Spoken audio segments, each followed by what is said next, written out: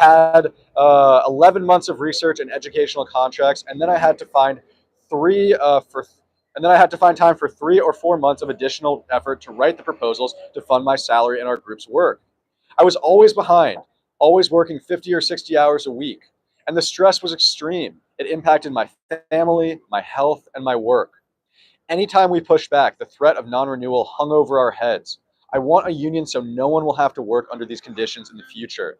I also want a union so that contingent educators and researchers can have real academic freedom. With no job security, any disagreement with our departments, our supervisors, or our tenured colleagues runs the risk of non-renewal. So we self-censure and triangulate rather than speak out forcefully for our own intellectual contributions. And I want a union so that we, who are the majority of Columbia faculty, mind you, can finally have a real voice in the governance of this university. With no job security, we can't stick up for ourselves or our students or the type of educational environment we believe in. I'm going to repeat that last line one more time because I think he says it nicely. With no job security, we can't stick up for ourselves or our students or the type of educational environment that we believe in. Yes. Well said. All right, this next testimony is from a lecturer in the Department of English. He writes, I am a lecturer in the university writing program with a 3-year non-renewable contract. While I enjoy working with my colleagues and students, it is hard, both in terms of financial stability and professional pride, to know that no matter how hard I work, I will be let go after 3 years. I find myself struggling to balance teaching, advising, attending meetings, participating in professional development, and engaging in grant writing, all while remaining on the job market and holding down a second half-time job for a CUNY school so that I can live on my own and so that I have something lined up after my Columbia contract expires. Unionization would offer lecturers the chance to negotiate for stable, less predatory employment, which doesn't require them to immediately begin looking for another job after getting hired, and which compensates them fairly, such that they can at least meet New York City's cost of living without working over 60 hours a week. Shame. All right, this next testimony is from an adjunct professor in the School of Journalism. He writes, when I was first asked to teach as an adjunct in the School of Journalism in the year 2000, I have taught here ever since. It was an honor to be asked then, and it is a joy to work here with so many talented students at the institution that is at the summit of our field. I hope to continue doing so for a long time to come. But despite all of those years of service, I can't buy into any health insurance or retirement plan, and the school's commitment to me ends with each semester, subject to reappointment before the start of the next year. Many of the adjuncts at the J School are, like me, freelance writers, working on books and taking on assignments for various outlets. The lack of clear commitment from the university about teaching can make it hard to plan those freelance commitments. Higher education has changed so much in recent decades. The term adjunct, which is defined as something supplementary, not essential, is no longer accurate. Adjuncts are in fact essential to the university, and if union is a step forward to acknowledging this reality. The university relies on us, and we should be able to rely on the university. All right, those are our testimonies, and I'd like to reiterate that we are voices from the Columbia Contingent Faculty Union. We have been organizing for a couple of years now. We are engaging in this durational protest for academic freedom and student safety. Additionally, in support of CUI-CM's action items for the Columbia Board of Trustees, we want to reiterate the following 6 demands. Number 1, stand up for our higher ed. Woo! Yes. Number 2, fight back against the federal attacks. That's right. Yeah. Number 3, protect and defend students and international scholars. Yes. Number 4, preserve academic freedom, freedom of expression, and Columbia University's autonomy to govern these. Number 5, reestablish and affirm tenets of diversity, equity, and inclusion. Yes. 6, and last but not least, protect our researchers and provide backup funding. Thank you very much. Do you want to read this next up? Yeah. Yeah, okay. All right, I will pass it off to my comrade.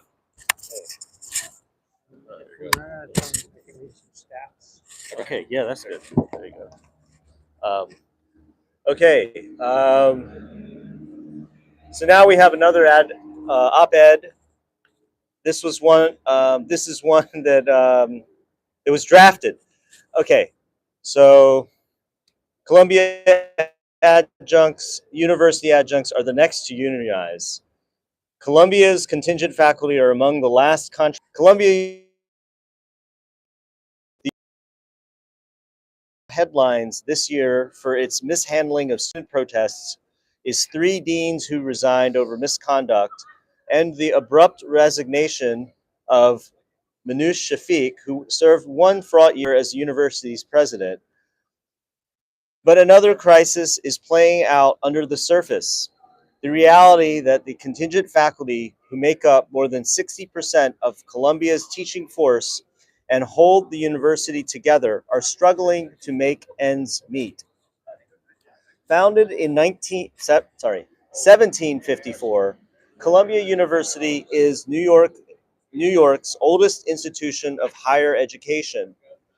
It is also one of the oldest continuously running private corporations in the city of New York.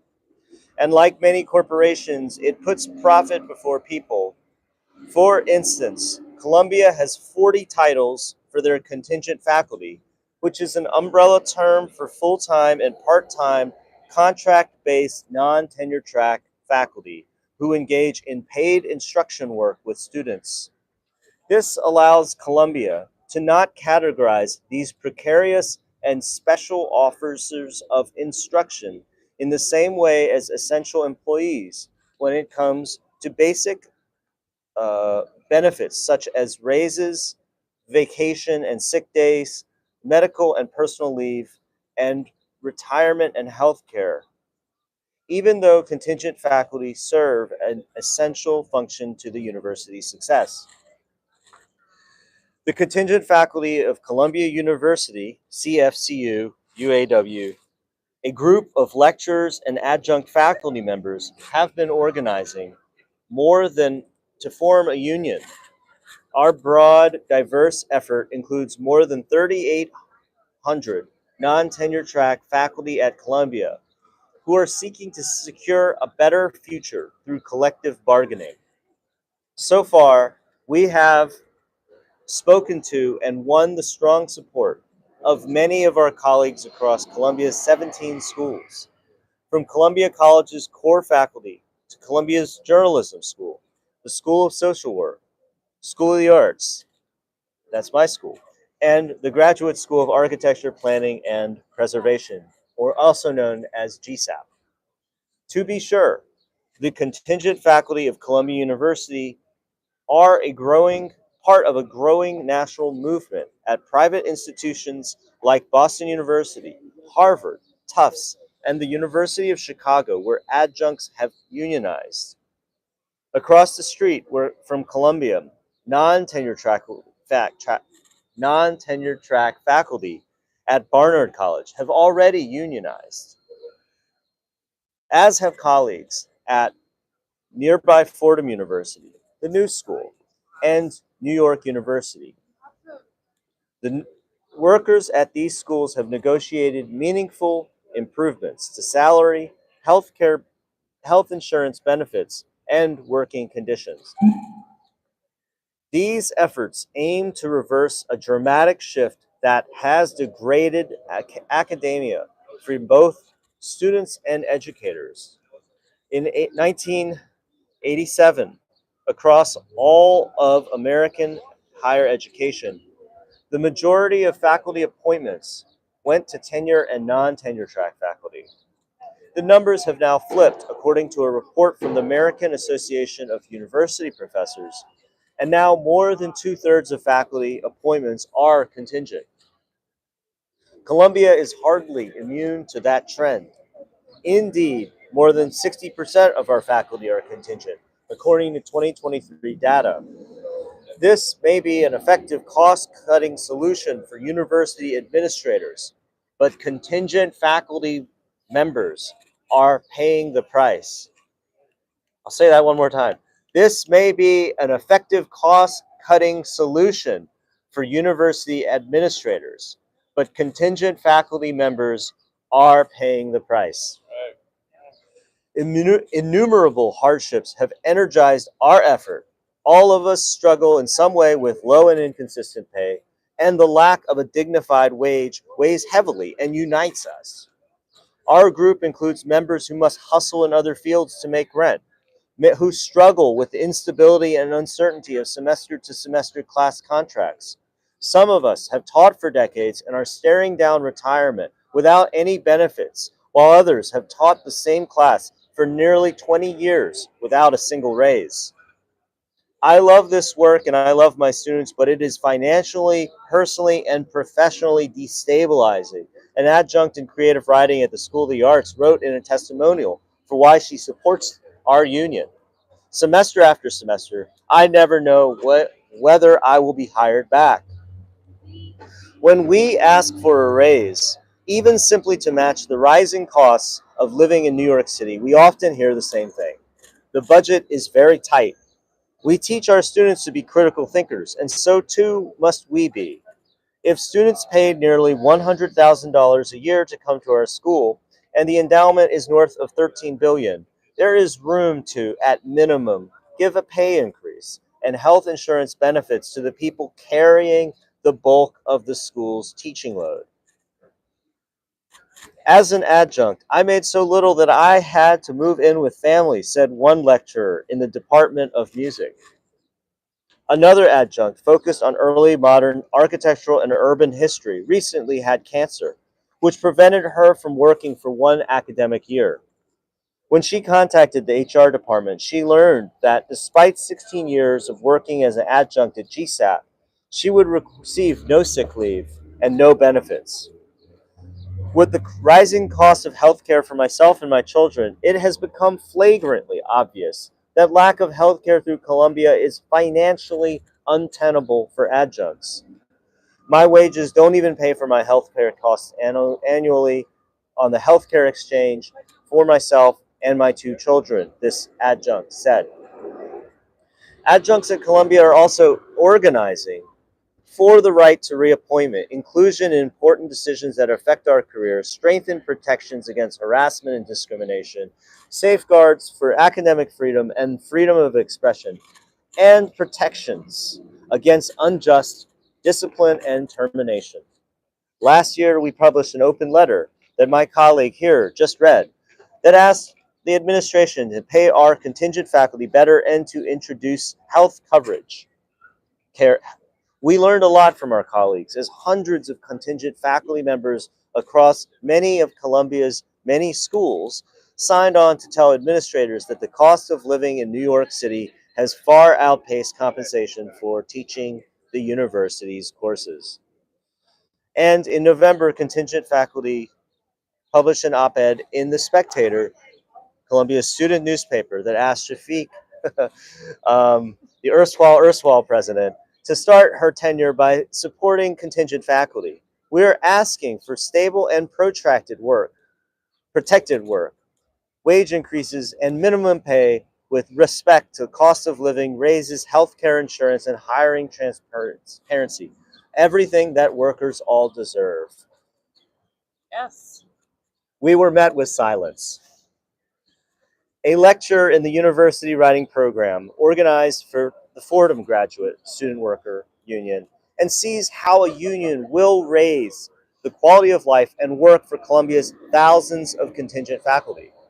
As a veteran of the successful Graduate Student Workers Union campaign at Fordham, I have experienced firsthand the improvements to salary, healthcare, and dignity in the workplace that a union provides. I know the direct benefits of unionizing, and I can't wait for all of contingent faculty across Columbia to win the deep respect and rewards we deserve for educating our wonderful students across the university. We're almost done here. At Barnard, across the street, non-tenure track, our colleagues there, contingent faculty, won major increases in compensation. Adjuncts saw roughly a 66% raise over the lifetime of their first contract. At NYU, our colleagues over there, adjunct faculty workers, won raises as high as 34% for the first year of their most recent contract. And our colleagues at the New School, part-time faculty, won raises ranging from 30 to over 100% over the lifetime of their most recent contract. Without collective bargaining, Columbia decides our futures. With collective bargaining, we will have a seat at the table to negotiate as equals. We'll have a voice in our futures. Pulitzer Prize winning critic and professor of professional practice at Columbia School of the Arts and a graduate of Columbia's journalism school, said that unionizing came to the academy later than it came to other institutions. Everyone who's been involved with union work is very aware of how universities and colleges in a certain way shielded themselves from the hard, cold realities of power and of properly rewarding labor. Now, this professor said, the contingent faculty at Columbia University need to organize for benefits and support each other. Yeah. Yeah. Okay. Yes.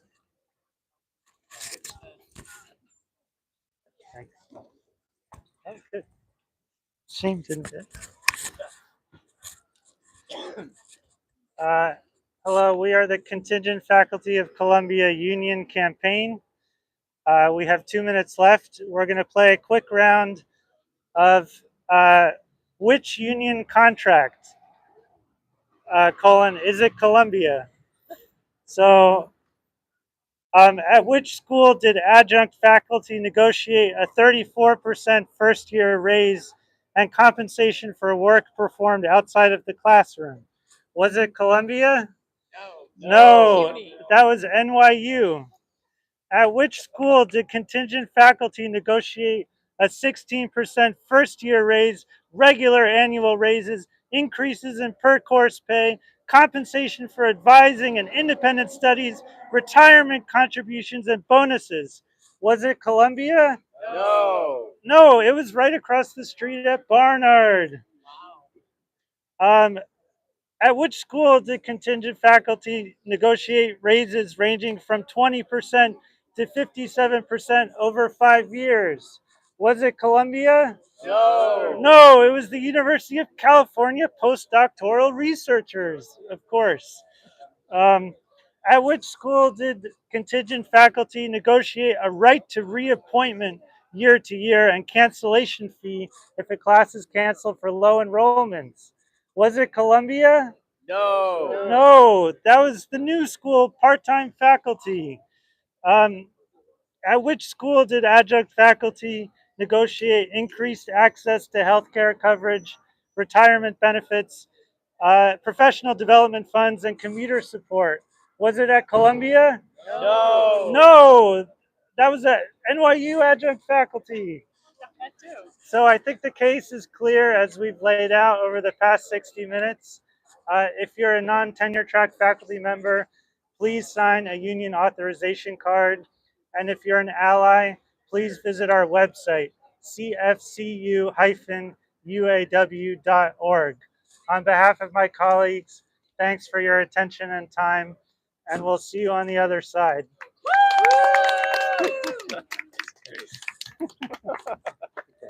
Keep talking.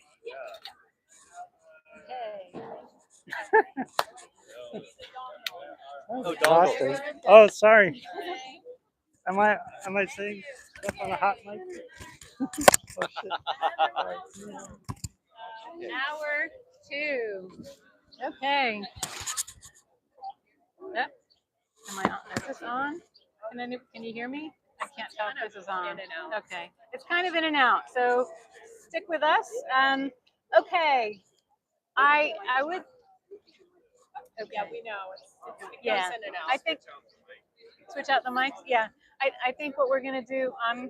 Why don't we change we're gonna turn it over to the School of Journalism in a moment for a half hour.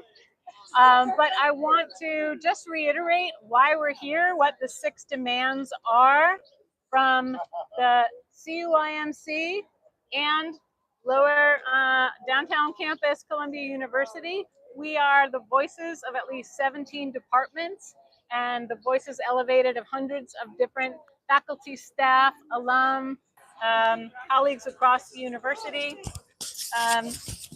And we're engaging in this durational protest for academic freedom, for student safety, and for science, specifically for health and climate science. The 6 demands that that have been developed include standing up for higher education, fighting back against the federal attacks on our university, protecting and defending students and international scholars, preserving academic freedom, freedom of expression, and Columbia University's autonomy to govern these, to reestablish and affirm the tenets of diversity, equity, and inclusion, and to protect our researchers and to provide backup funding for them until the Trump administration gives us the money back and continues the extraordinary science that goes on at this institution. So next up, we are going to hear voices from the Columbia Journalism School. We're going to swap out our signage here. And I'm delighted to introduce Helen Benedict.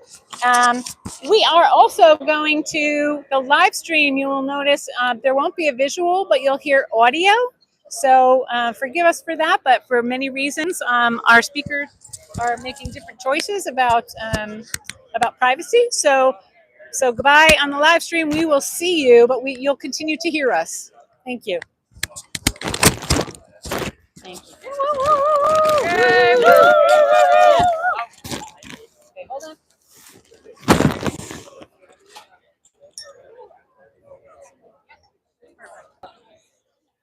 Okay. I read my own thing. You want me to read Let's this? see if I can get this right. Oh, no. I want you to read your thing, but I want to make sure this works. See if that works. Is it working? It's just going in and out. So. How about if I really close up like this? Really close up like this. Use that mic I gave you. That one's not working.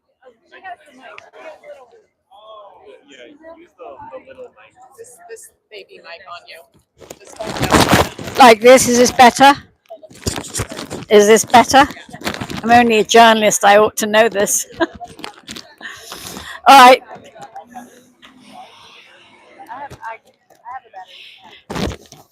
Ready? We are living in dangerous times, on campus and off. Trump and his administration are tearing the country to threads. Our right to free speech, our right to due process, our right to clean air, water, and food, our efforts to help the poor, sick, and hungry, our scientific and medical research, our efforts at reaching equal rights for women, our attempts at compensating for slavery and racism, our efforts to recognize LGBTQ plus people, our right to education, our right not to be deported for no reason, our welcome of immigrants. Many of these rights and efforts are already gone. Others are being destroyed as I speak. Meanwhile, Trump, Musk, and their cohorts are looting the country's coffers, breaking laws, spreading corruption, defying the democratic and constitutional balance of power, and covering it all up with big lie after big lie. The biggest of their lies that affects our campus is, of course, the accusation that Columbia is rife with anti-Semitism. It is absurd to believe for one moment that this administration, riddled with self-proclaimed Christian white supremacists, genuinely seeks to protect Jewish students at all. Take Representative Elise Stefanik, a Republican from New York who has trafficked in white nationalist conspiracy theories. Or Representative Rick Allen, a Republican from Georgia, who quoted Bible verses as a source for dictating policy at religiously diverse secular universities, or Elon Musk throwing his Nazi salute and courting far-right anti-Semitic parties in Germany and France, or Steve Bannon, who also throws around Nazi salutes and has said in public that the greatest threat to democracy is leftist Jews. No, this regime is not interested in protecting Jews at all. Rather, its purpose is to suppress all protest, whether against the war on Gaza or against Trump himself, by destroying higher education, because it is on campuses like ours that students learn the kind of critical thinking and historical knowledge that leads to dissent. All autocracies and dictators know how this works, which is why China persecuted its academics and intellectuals in the Cultural Revolution. Hitler did the same in Germany, Erdogan in Turkey, Orban in Hungary, Assad in Syria, Putin in Russia, and so on.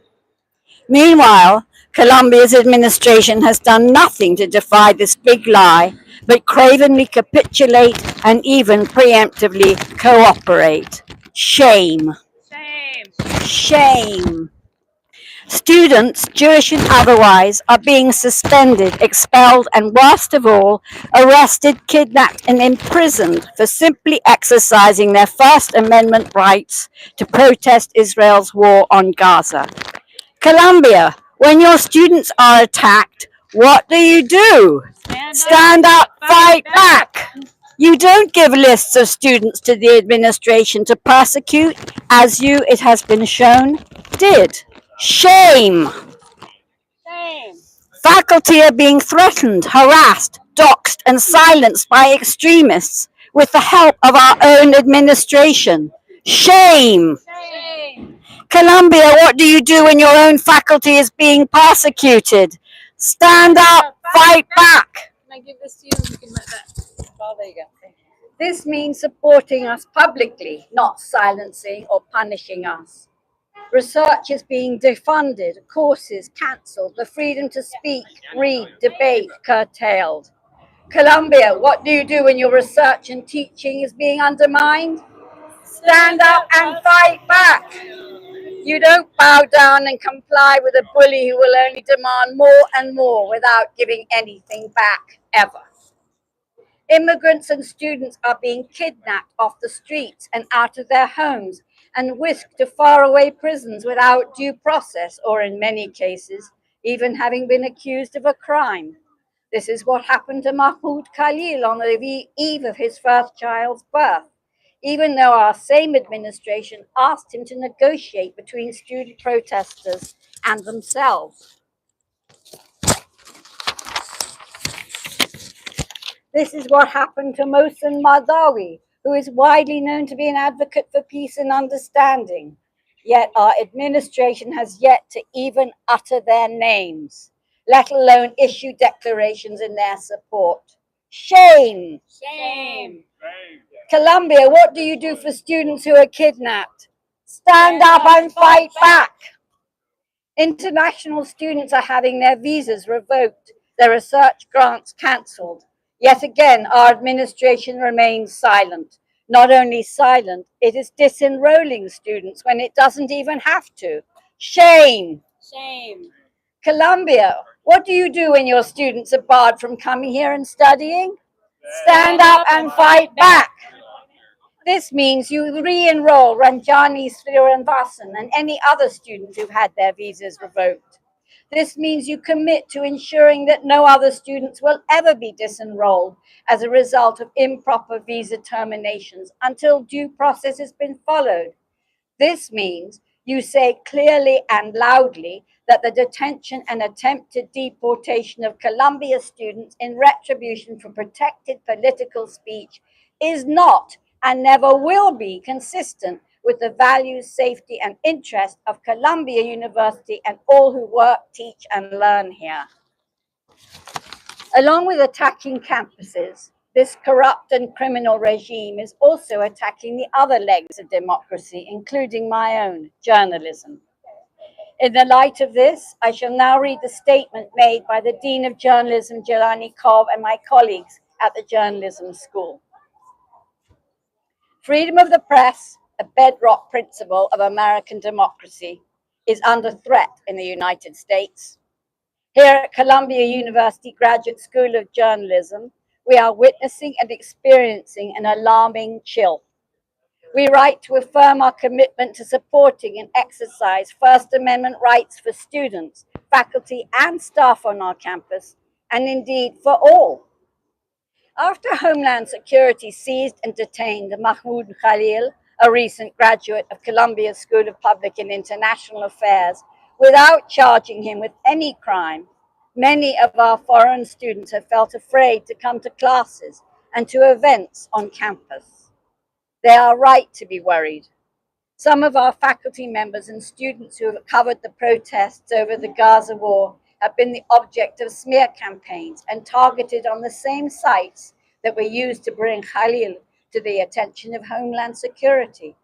President Trump has warned that the effort to deport Khalil is just the first of many.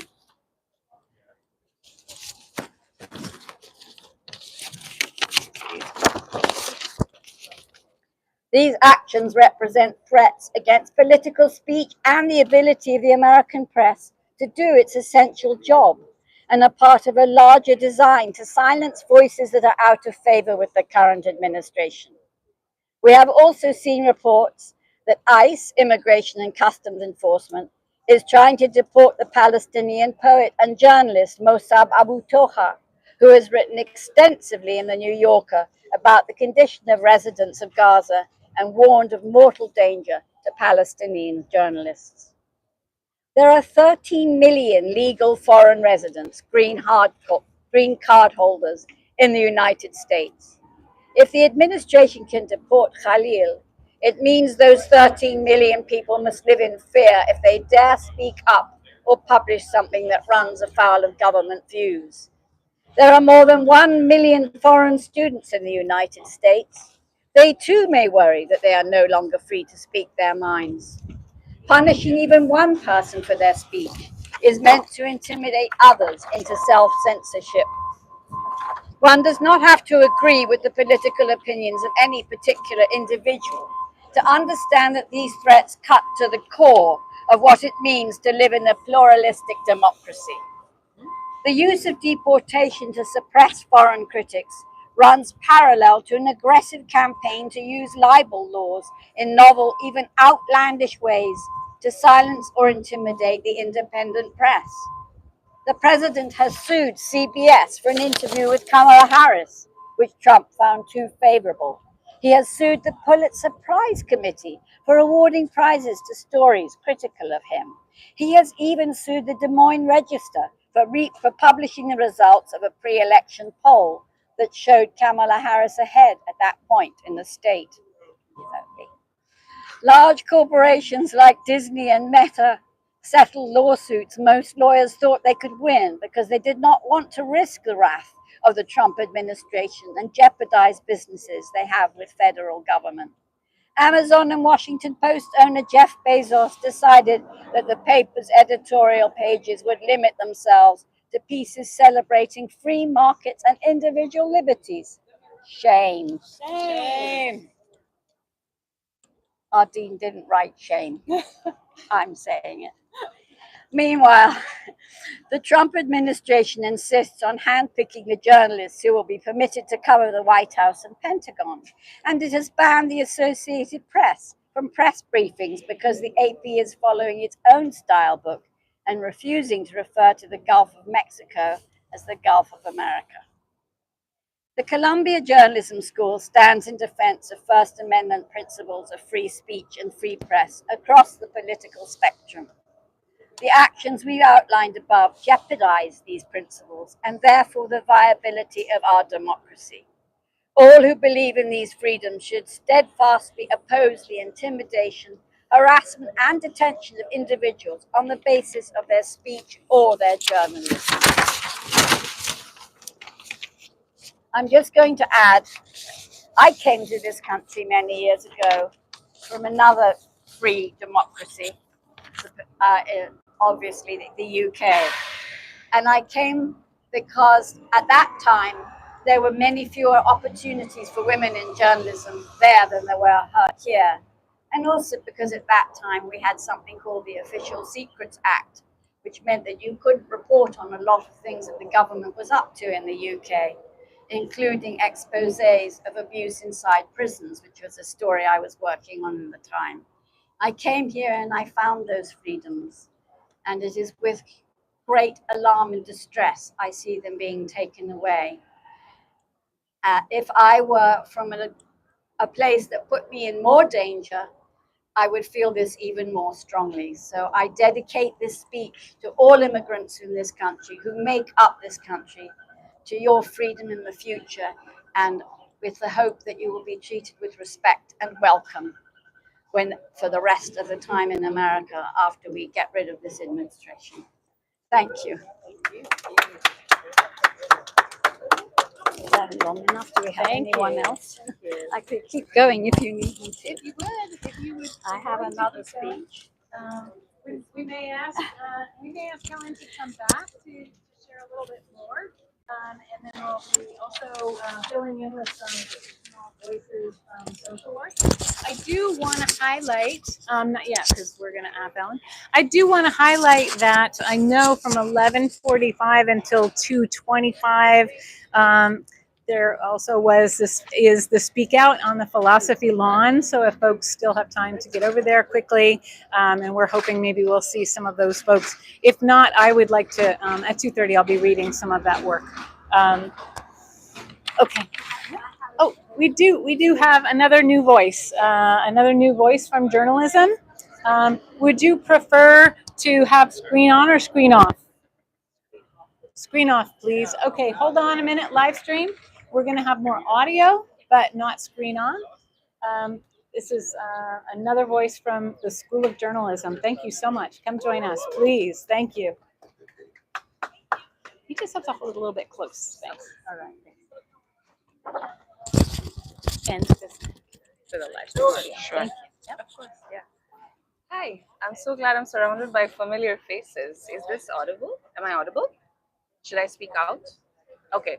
I'm Shubhanjana. I'm from the Columbia Journalism School. I'm from India. I was a journalist in India for 5 years before coming here. And I came here, to put it plainly, to do journalism without fear.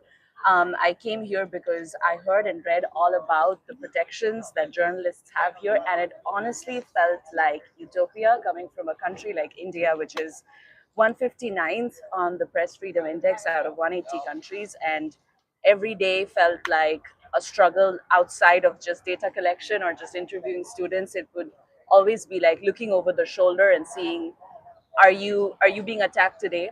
And as a female journalist who wrote about a lot of things my government didn't want me to write about, it was traumatic to say the least, for to hear what people had to say about my journalism. And when I came here, it felt like a weight taken off my shoulders, because I didn't have to think about that. I would just put all my effort into journalism and not having to think about repercussions of doing well reported work. That changed 2 months ago. However long it has been, it feels like an eternity at this point. That changed in ways that I haven't been able to reconcile with yet, because I feel the same or similar kind of fear of repression, of repercussions of my work that I faced in India, the same sort of surveillance that I faced in India. And again, here I'm not just a female journalist, I'm an international female brown journalist. And those are identities were already hard to reconcile with. And after coming here, I felt like I could finally breathe and let those identities just like not take hold over my journalism. But again, 2 months ago, I was proven wrong. There are words I don't utter anymore. There's work that I haven't done that I wanted to do because I'm afraid. There are spaces that I don't enter anymore, even though I know that they align with my values. But I feel like now more than ever, there's a need to prove that I'm objective in everything I do, and even beyond that, and prove myself over and over again that I deserve to be here. I always believe that I deserve to be here. That there's a reason why so many doors open for me to come here. But looking back, I'm not sure if I would choose this place to do the kind of journalism I want to do, because I didn't travel across the world to face the same kind of repression that I faced in my country. I often joke with my friends is that I would rather deal with the kind of fascism I know about than figure out the whole deal all over again and have to figure out the country at the same time. Um, it's been really hard to, again, reconcile with all of that while also trying to graduate with a degree, from a place that I I had a lot of pride about being in, but I'm questioning every single day. Which is, I suppose, our job as journalists is to question everything, but this quality of questioning doesn't feel very great. And I'm I'm saying this as journalists in my country are trying to report on the terrorist attack in Kashmir, and the misinformation is so rampant, the anti-Muslim propaganda is so rampant, and it's just so hard to do well-reported fact-check journalism there because the facts just speak for themselves, and what they speak isn't in line with what the government wants to hear. And I think I don't have to alter those words to fit in this context, which is really, really sad. um, I don't know what else to say because, like I said, I'm still grappling with a lot that's happening. But I dedicate this to my Arab and Muslim journalist friends who have faced a lot of brunt of whatever that we're going through. Thank you so much, Professor Benedict. Thank you.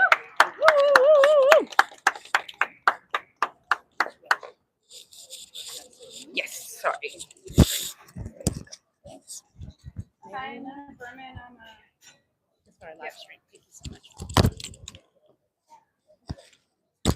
I'm a professor in the journalism school. I don't have any prepared remarks, so I'm just going to talk a bit off the top of my head. In 2018, I covered President Trump at a rally in Tampa, Florida.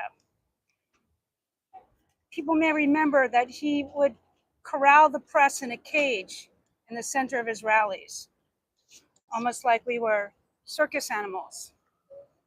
And it was a way to whip up the crowd, to get them going, because he needed to have an enemy in the room for the crowd to point to and get excited about. And before he came on, you would get, fake news, enemy of the people. Their animosity at the time was particularly directed towards CNN correspondent Jim Acosta. And I saw a father show his little girl how to film Jim Acosta and laugh at him. And then another man showed me a picture of Jim Acosta on his phone. He goes, "Look at Acosta, the little bitch." And this was the atmosphere that Trump created and enjoyed, because he's a sadist and he enjoys seeing people humiliated. And this was what it meant as a press member to cover a Trump rally. I say this because now at the journalism school here, me and other faculty members in the journalism school and throughout this university are being victimized by the same kinds of ideologies: attack, humiliate, denounce, dehumanize, make it easy for people to commit violence against someone else. So this is how they do. This is behind the abduction and deportation of our students. Meanwhile, we have sitting as acting president Claire Shipman, who calls herself a journalist. She is supposed to be committed to free speech. What are we seeing? We are seeing 2 students being investigated for writing an op-ed. How is this consistent with Columbia values? How is this consistent with the First Amendment? We have myself and other students who worked so hard to cover the protests of last year and the protests of this year, and to do it ethically and responsibly and fairly. And yet we are being demonized for our journalism work. It doesn't matter if you are a student doing the journalism or someone like me with a very long record of professional accomplishment. And we have not had one instance of defense by this university of the right to produce journalism, the right to freely assemble, the right to write what you need to write, to photograph what you need to photograph. In fact, last year, during the encampment, one of the first things the administration tried to do was to stop press from coming in. What kind of administration who says they believe in the First Amendment wants to stop press from coming in? Only because the journalism school stood up and insisted that press be allowed in. You had this bizarre situation of like press visiting hours, okay? And so My call to Columbia is, and especially to Claire Shipman, and especially to the trustees who themselves say that they care about journalism and are free speech absolutists, right? We heard this from a recent trustee. Then actually step up and protect students' rights to do work, protect faculty rights to actually report, to do journalism, to do research, instead of being forced to work and live in a campus right with Soviet era style denunciation. This is absolutely an intolerable situation. You're going to drive out some of the best people from Columbia. Students are not going to want to come here because a certain group of really right-wing extremists have decided that those who think differently from them, instead of engaging them in honest, legitimate conversation, do not have a right to exist. And that's where we are today. Thank you. Thank you. Oh, Helen, one more. Yes. Sorry.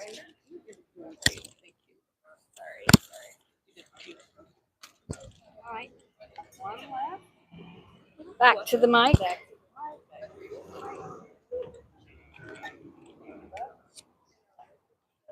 I'm back.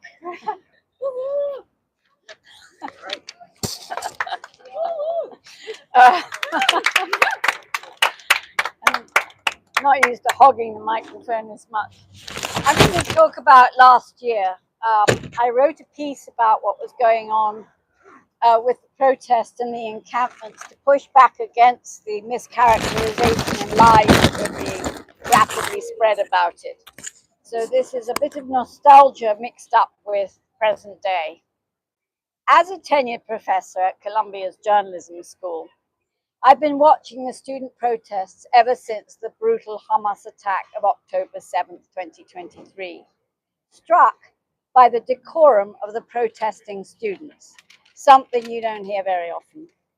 As angry and upset as they are on both sides, this particularly impressed me because I knew that many students are directly affected by the ongoing war. I had a Jewish student last year who lost family and friends to the attack by Hamas, and a Palestinian student who was learning of the deaths of her family and friends in Gaza while she was sitting in my class. Given how horrific this war is, it's not surprising that there are a few protesters who lose control and shout hideous things. But for the most part, such people have been quietly walked away by other students. Something else that's never mentioned. All along, the main messages from the students have been, bring back our hostages, stop slaughtering Gazan civilians. These messages are not so far apart, for almost everyone wants the hostages safe, and almost everyone is calling for Israeli Prime Minister Benjamin Netanyahu to take a different direction and protect the innocent. Take the now notorious student tent encampment of last year that has been so mischaracterized and demonized. In truth, as the encampment stretched through into its second week, all was calm. Inside the camp, students slept, ate, and sat on bedspreads, studying together and making signs saying, "Nerds for Palestine," "Passover for liberation," "Ceasefire now." The Jewish students there held a Seder on Passover. The protesters even asked faculty to come into the encampment and teach because they missed their classes. Indeed,